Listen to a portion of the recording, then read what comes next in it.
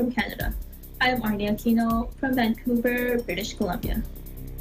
Despite failed attempts due to the recent surge of new COVID-19 cases, Hawaii has finally launched the pre-travel testing program for inbound visitors as an alternative to the 14-day mandatory quarantine. This program, which takes effect on October 15, is just one step towards reopening the state's multi-billion-dollar tourism industry.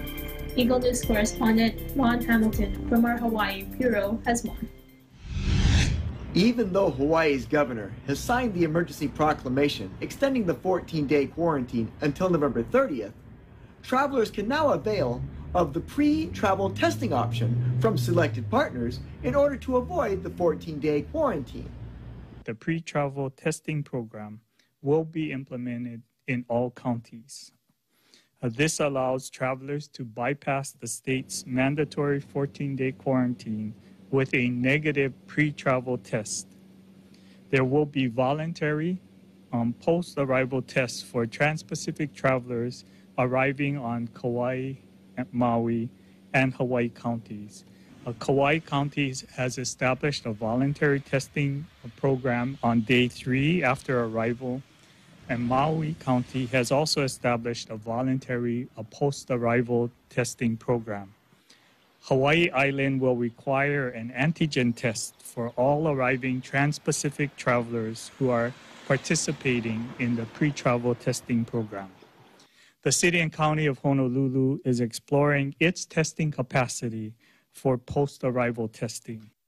We are exploring a pre-travel testing partnership with Japan, and I hope to have more to announce on this soon. Governor Ige also announced some important developments on testing and contact tracing capacity to support the Aloha State's efforts to revive the economy.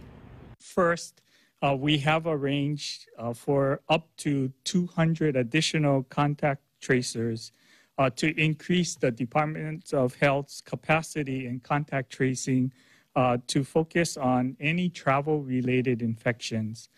This will mean that we will have access to up to 500 contact tracers as we begin to talk about reviving our economy. The second significant development is the agreement we've just completed to use $30 million in CARES Act funds to purchase additional test and testing equipment. This means we will have hundreds of thousands of additional tests that we can use to manage the virus in our community as we resume economic activity and school reopenings. At present, the state of Hawaii will only accept test results from selected testing and travel partners. 4 more have just been recently added. Those include Alaska Airlines, American Airlines, Bartell Drugs, and the Port of Oakland. There are now 17 trusted partners that can be used to get your pre-travel tests done prior to departure to come to Hawaii. Lieutenant Governor Josh Green provided some details on conducting strategic surveillance as an added measure to voluntary testing and contact tracing. They may receive a second test from the counties, and in addition to that, we will do strategic surveillance, which is up to 10% of all arrivals across the islands 4 days after they've come here. So there's a nice gap between the pre-test, which is within 72 hours of departure, and then after 4 days. We have partnerships with our trusted partners. We'll do this for 60 days, and it will be free. So this is meant to show that our testing program is working, as advised by many healthcare personnel across the state, HIEMA, Gov, me. So many people want to make sure this works very well. Finally, business leaders offered some friendly words of caution and patience for would-be visitors who might expect Hawaii tourism to be back to normal. Now, within the industry, clearly there's a lot of excitement. People who are furloughed in March are returning at this time and in the 2 weeks prior, being rehired into their jobs. That's not happening quick enough, it's not happening often enough, and it's not happening at scale.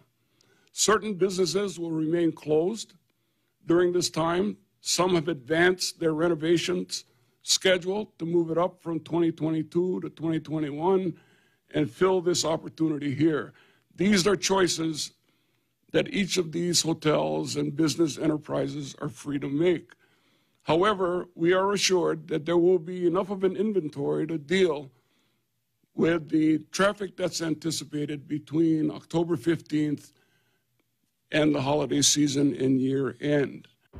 Meanwhile, residents here on Oahu are anticipating an announcement from Mayor Kirk Caldwell on whether or not more businesses will be allowed to reopen later this month.